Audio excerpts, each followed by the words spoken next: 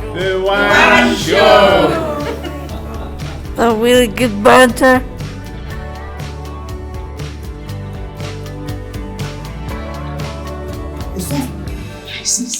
That is the most creative. That's the most creative sign of the zodiac, I see. Unfortunately, it's on their heads. Hello and welcome to the One Show with the really good banter. We are the young adults from the Living Well Hub. I'm your host Robbie, joined with... Hi, I'm Sean. I'm cool. And today we are joined by Karen Dunbar. Hello, I'm National Treasure Karen Dunbar. So we'll just get started with the first question then. So, have you always been funny and have you always wanted to be a comedian? Thanks, Robbie. Firstly, thanks for having me. Robbie, Sean, Cole. Have I always been funny? I mean, then I've got it. Now sounds like that I'm saying that I'm funny. So, but I would say, right, if I'm going to answer that as well as I can, then as in people laughed at me. People were laughing at my antics when I was away. Have I always wanted to be a comedian? No, actually, that wasn't my first thing that I wanted to be. I wanted to be a singer. And I was that bad that people thought it was funny. No, I was quite a good singer. And I thought it was, people encouraged me to sing a lot, my family encouraged me to sing a lot. I used to go to a club called the Labour Club, which was just a working men's club in Ayr, where I was brought up. And I would be like 4-year-old, 5-year-old, and my dad would put me up on the stage and I would sing Que Sera Sera, me and Karen. So that was how I started off, and I wanted to be on the telly, but I wanted to be a singer. How did you get into comedy? Great question, Sean. So I was working at Butlins painting faces. Can you believe that? Was I face painter? I was face painter at Butlins. And then I was 19, and then the season ended because Butlins was only open for Wonder Restaurant. No, Craig Tara. It's only open for the season. And when the season ended, I had no work, so I went into a bar in here called Bonkers. And I asked them if they had any. I'm Bonkers. How very dare you? And I asked them if they had any jobs, and they said, "I just got a job on the bar there." But and then karaoke came out, and they said to me, "You've got a good voice, you can host karaoke." So I started to host karaoke, and in that I started to get some patter, if you like. See, at first I was rotten. I mean rotten. This is what I was hosting karaoke like. It was like, "Oh, I'm Karen. First singer's Jean. Big hand for Jean." Jean would come up, sing a song, and be like, "That was Jean. Next singer's Billy. Up you come, Billy." That was terrible. So a bit like a bingo caller. Aye, but no, a low class bingo caller, not even a high class bingo caller. Honestly, Robbie, I was murdered. But I started getting a bit of patter through that, Sean.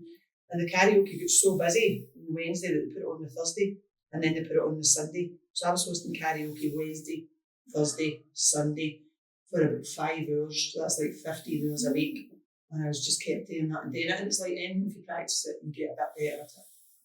So that's a good question. So what was the first TV show you worked on? How did you feel?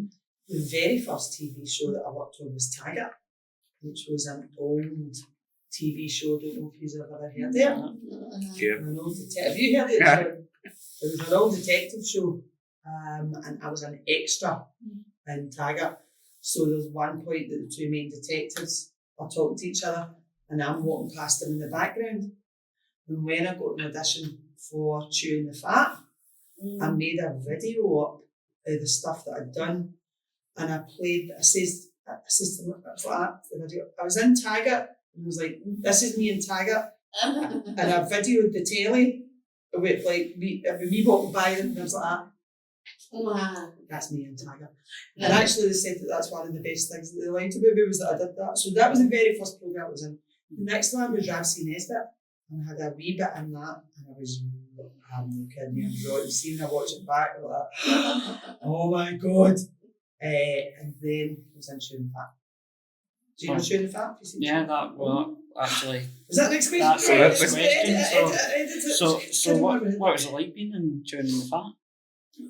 It's amazing to have been in a programme that, what age are you, Robbie? 20. 20. And Sean? Yeah, 38. You're ancient. 38. Go, what age are you? 22. And have you heard of Chewing the Fat? Alright. Good. Good on you. But there, Robbie, you're 20. And Chewing the Fat was out 25 years ago. So it was out 5 years before you were born and you know about it. So that's brilliant. It's the amount of people that still know about it, apart from Cole. That's my fragile ego, Cole. You're just a tiny, tiny wee thing like that. Yeah. With fabulous hair. Yeah. So it was great. It was amazing to get recognised, although I didn't get recognised straight away. I'd see the first week Chewing the Fat was out, I went up the tune thinking everyone's going to be like, oh my God, there's that woman. And the lobby all around me and everyone going, oh, you're famous. And I was dead excited. Nobody looked at me. The second week, nobody. The third week, nobody. It's been out 3 times. The fourth week, I was in Govan and I was in the bank. It was February and it was a really wet day. I was soaked through it. There was a big line of people in the bank and we were all just standing there. And this wee woman came in. And she had that tap and trolley and everything. She was that kind of wee woman. And she stood next to me and she was soaking. And then she looked at me and she went, oh.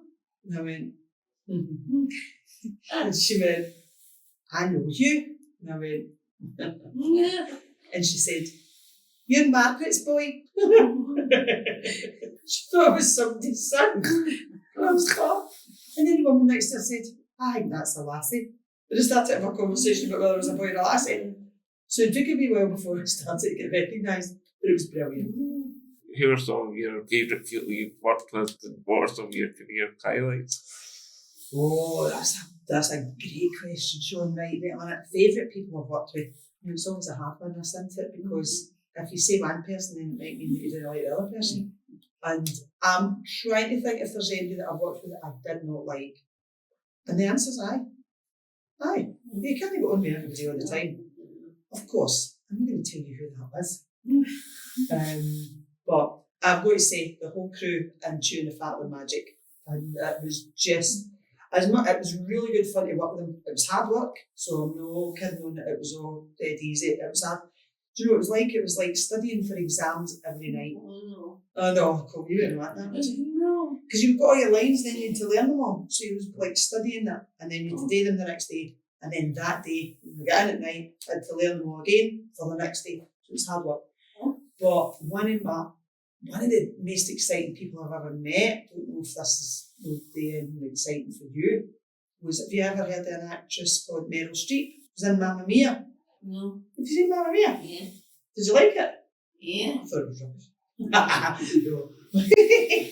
But, so Meryl Streep, so she's like a famous Hollywood actress. Yeah. And I think she's won 4 Oscars or something like that, so That's amazing. that is amazing. I don't know, I think she might have, she's equal Oscar winner with Catherine Hepburn. Yeah. Anyway, so she came to see a play I was in.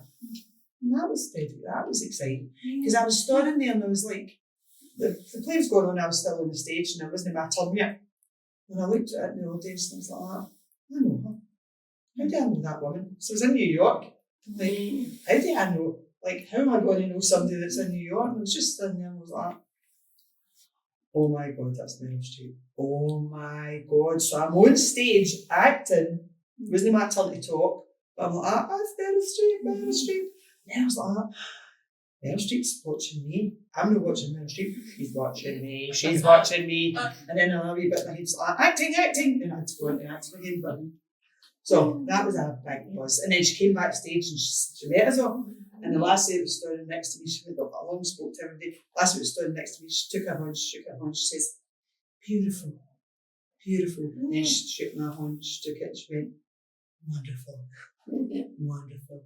So anytime I'm doing a show or anything like that, I put, like, if you get quotes for the newspaper, I also put wonderful, Meryl Streep, like Meryl Streep. She's the right thing.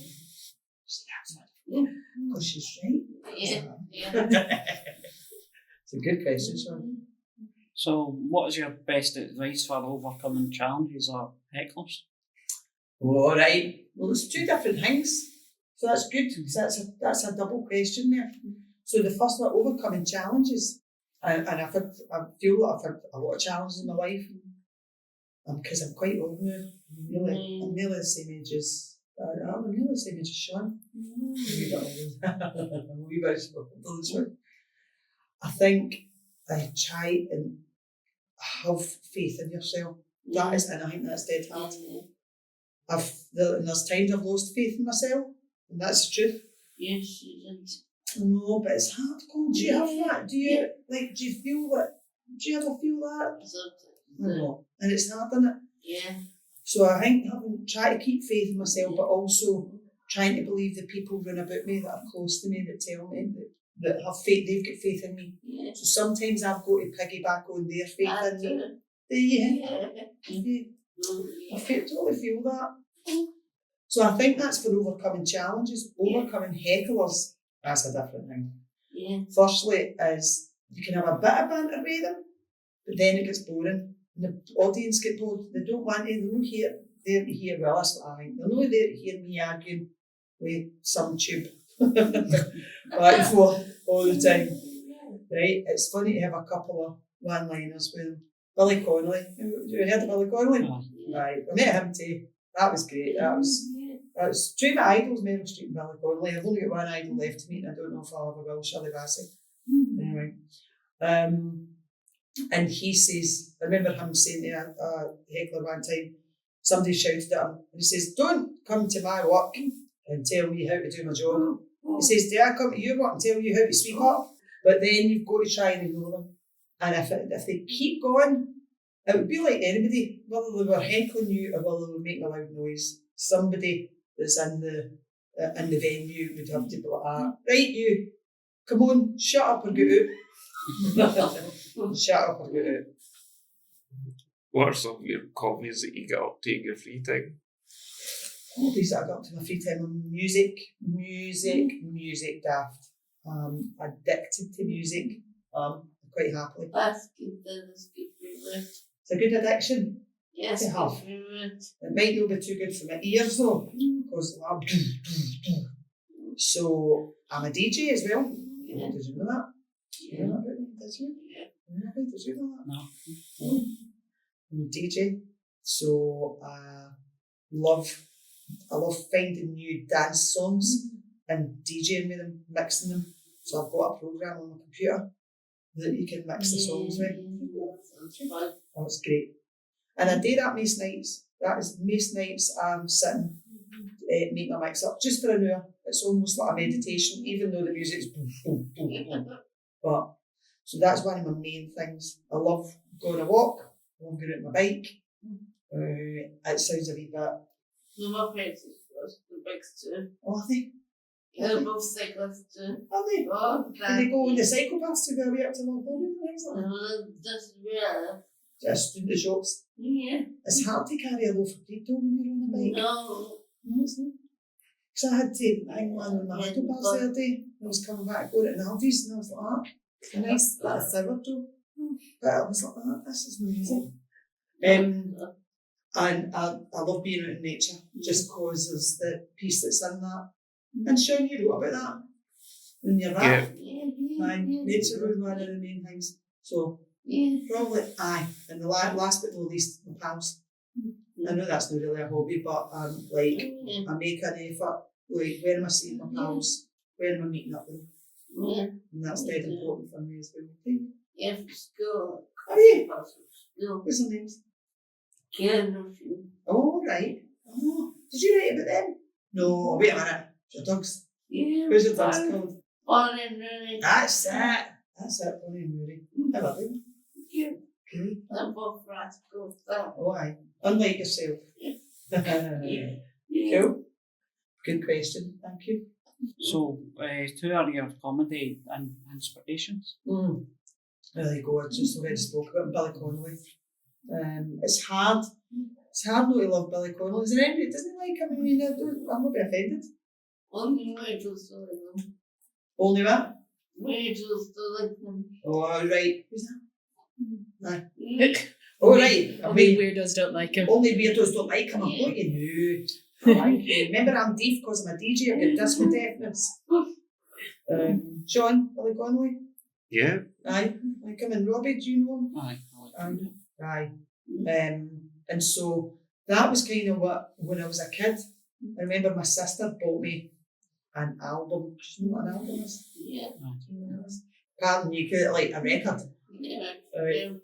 Bought me a record. Oh, that's two records. Oh, do you? No, Mum and Dad. Your mum and dad? Yeah, they have. Because they must be about the same age as me.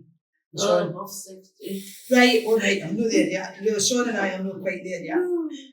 But so I remember listening to that Billy Connolly record, and I must have been 5-year-old, and everybody was laughing, and I thought this was amazing. Like everybody in the family, like my mum, my dad, my two sisters, because we were all so different. But the four of them were laughing, and and I also got a great memory. I feel the emotion in this memory actually. So I was a teenager. You'll know what it's like with mums and being a teenage lassie. That it's hard for you to go on in his foot sometimes. Yeah. So my mum and I had fell out, right? But we were both sitting watching. Oh, what? Do you know, I don't even know. Actually, it might have been, I had this pair of shoes. She got me, and they were red. They were called Poser shoes, 1980s. You either get a red pair or a blue pair. You didn't get any other colours. You could just get red or blue. And I had the red pair, my pal had the blue pair. And we had agreed to wear them to school that day. And I put them on to go to school. And my mum says, "You are not going out this house. With these shoes on." And I was like 13. I was like, She went, "No, you are not." I says, She went, "You are not going out with these shoes on, my lady." Really serious now, she called me my lady. I was like, "I hear you." Took the shoes off and plugged them. So it might have been that. So, but Billy Connolly came on telly, and it was a show called An Audience with Billy Connolly, and it was a really, really famous show at the time. And it was on live on the telly, right? Yeah. And we sat and watched that, and Bethias were totally feel the emotion. Bethias were hysterically laughing at it, and it kind of brought us back together. And actually, I know, because she was a good mom. Yeah. And actually, I think comedy's great for that, bringing folk together. If you're all, aye, totally. You're all laughing together, then it's hard to argue. Yeah. That's a good. You got to me with that question, man. Good one, though. But you got that's good. What's your best way to get to go with them? Right, that's another great one. But funny enough, it's kind of a similar answer to one of the questions before, which is how do you face challenges? And it is keep going, have faith in yourself. I mean, it can't only be that. If I was a rubbish cook, then I'm like, one day I'm going to be a celebrity chef. I can't just keep cooking the rubbish. I would have to learn. That's a different disease. Thank you. Different dishes called. Yeah. So I would need to look at who was being successful and find out how they were doing that. And so there's some things like, this is a hard one for me to answer, and I'll tell you why it'll become clear. There's like get an agent, go to auditions, go and do comedy clubs and everything. I didn't really do any of that to a degree. I was working hosting the karaoke. Yeah. So the good thing about that was I was getting loads and loads of practice. Practice is dead important. It's perfect. Well, I think practice makes progress. Yeah. Because there's no such thing as perfect. That for you. Yeah. That's the closest thing I've ever got to see perfect go. Yeah. I didn't really do that. And the audition that I went to, so I did go to an audition. It's the first one I ever went to. I wouldn't even have thought to go to auditions. So I think keeping going, no matter what, having faith in yourself, but also, what is it? I think there's an old saying that's a bit like, opportunity happens when luck and but wait a minute. I mean, if anybody can think of what it is, please help me. There's like, our success happens when opportunity meets preparation. So, although the opportunity for that audition came up, I was prepared for it as well. That's good then. Does that make sense? Yeah. I sound like I know what I'm talking about. I don't know what to do in my life. I honestly don't have no plans. I think you lied. Well, I'll be away. Because I've got plans, like, a wee bit of plans. Like, I plan to make roasted cheese and get and that's original bread. I swear to God, and hundreds of butter. And I might actually have some coca noodles on this side. I mean, that's a plan. But just in life, and a bit, sometimes I think, because when I try to plan things too hard and too attached to them, they don't work out. This, I'm sitting here today because of an accident. Well, actually, because of an accident, but what do I mean by that? Because of the lockdown and all my live work got cancelled and I didn't know what to do. So I tried to make some up and I made up a rap workshop that ended up turning into I would never have planned that. So I could never have planned how to meet you. It had to come through circumstance. I'm over the moonly chuffed. Right, now we're going to move on to the second block questions. How did you get into the rap workshop in the hospice and who told you about it? Great question. So I think I touched on a wee bit there about how I got into the rap workshops. It was the lockdown. I had all my live work stopped. I didn't know what to do. That's it. I made up. And then the hospice happened. This is true. There was a wee bit in the middle. What I did. And I went to an event where I met Lydia. And Lydia and I started chatting and she said that she was here and would I like to come along and do the rap here, and I was over the moon. I'd been involved with Prince and Princess of Wales Hospice before. I don't know if I told you that. No. I had did a big fundraiser at the Armadillo for this place. I hosted it. Amazing then. Did you? The hospice is amazing. Aye, it is. And Loretta too. I know, they're great. So I was awfully glad to come back along and meet yous. Other than the hospice, what other rap workshops have you run? Oof, I've done loads of them now, Robbie. I've done over 50, I would say. Maybe even more than that. It has been cool, it's been great for me. So I'm trying to think of different places that I've worked, different places that I've been. I was put at the Good Shepherd, and that was for young people that were between the ages of 11 and 17, doing the rap with them. They were great, they were better than me, which is always, these are better than me. No, it does happen sometimes, very occasional. I worked with a group of women called the Globalites. They are, like, the youngest one of them was 65, and the oldest was 83, and they were doing the rap. Right.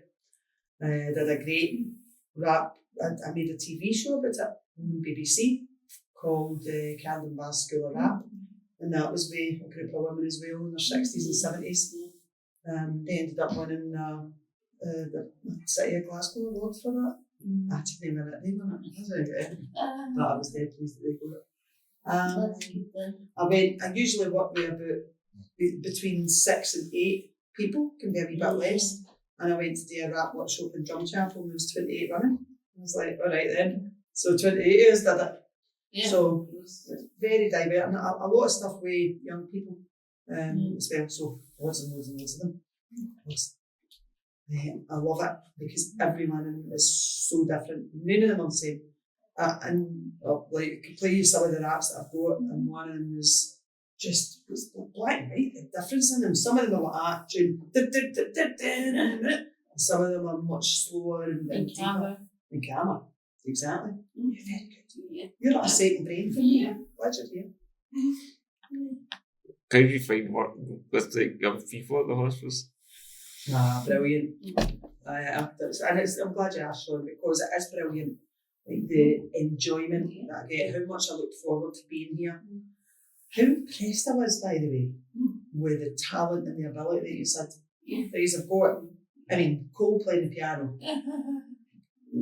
Blew my head half my shoulders. Your rap and the way you were able to rap it, the way your flow. We'll call you Machine Gun Sean. Amazing. It was. I loved it. It was one of the highlights of the workshops I've done. All of them are special. But because everybody's so different, it was just that something about this one. Possibly Cole's here. So I went and tapped it over the edge. Oh, yeah. Could you find working with Karen? Amazing. Thanks, I Cole. understand. Thank you. It goes both ways. Yeah.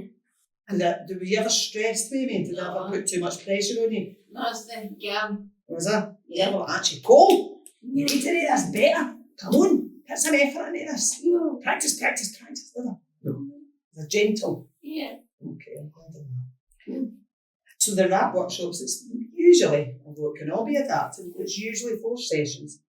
The first one is just an icebreaker, get to know each other. Always like to know your star signs. Yeah. What your music is that you like, and we'll play some of your music as well. And sometimes we go out a disco. Yeah. Remember that we were up Yeah. dancing? So that was the first one. Yeah. And get an idea of what you want to rap about. The sitting, it was great. Also, it was magic. Yeah. Get to play with magic. Brilliant. And then the second session is, and I'll tell you, go away and write a couple of lines. Don't need to rhyme, just a couple of lines. And the second session is getting the lines and talking about them and making them a bit bigger, seeing where they fit in. Put them together. That's it. And I'll go and make music up for it on my computer. And then the third session is kind of finishing it up, making sure we've got it the way we want it. And then the fourth session is wrapping it and recording it. Yeah. So it always flies by as well. Just it goes so quickly. It's unbelievable how quick it goes. Yeah. And I'll the only reason I'm saying I like that, but what I like about that is that's the flow of it. Yeah. Because you know, see if I'm bored, 5 minutes feels like an hour. I mean, oh my God. But it's, I'm right in it. Just does it? I feel this easy. Oh, cool. Give me a more confidence I've been really getting. Yeah. Make me feel like pink. Right, so, any advice for someone who's starting making music but maybe feels nervous? Wow. I'm going to sound a wee bit blown here myself there, but it's probably going to be the same as before, is that belief, that self-belief, that if you keep going, absolutely, if you keep going, you will get through it. Yeah. And not only get through it, you'll get better at it. Practice is huge. I mean, I started doing that DJ stuff, digital DJing, about 3 years ago. And because I do it nearly every night, I'm so much better. Aye, it was. It was a wee bit after COVID, after COVID, but it was the second year of the lockdown when we were in it for 2 years. Yeah. So I think keep going, have faith in yourself, but also COVID is good for you. Was it? It's been strange that some people it was really affecting. I know some good committee. Yeah. So keep going. Yeah, don't give up. Don't give up. Have faith in yourself, but also inform yourself about it too. And do a wee bit of investigation. Practice. Yeah. Yes. Can good writing be good for your mental health? 100%. 100%. I think creative writing for me is really, really important. I'll get wee bits of lines in my head. In fact, I had one the other day and I thought, I need to write that down, like I need to write more. What was it? I forgot because I didn't write it down. No. Oh, it was about AI. No, it's away. It'll come back to me. But it's there's a word, I need to look it up actually when I first heard it. It's called cathartic. Never heard it. And it means that it changes something. Like, I don't know, I suppose a washing machine's a bit cathartic. Yeah. You put dirty stuff in it, it does its thing, and then it catharts the washing into clean stuff. Yeah. So it's dead cathartic. Yeah. I like big words. I like big words and I cannot lie. No, I don't think I've got that right. No. Yeah, that's something else. Oh no. But also journaling. Journaling's been really, really good for me. I've only done it for a wee while, she says. But when I do it, it's good because sometimes I just need to get stuff out of my head. And it just flows in It the does. paper. It does. So, as far, do you know, I might actually just go back to that now that you've asked me that question because it's good for me, so thank you. Yeah. You've prompted me.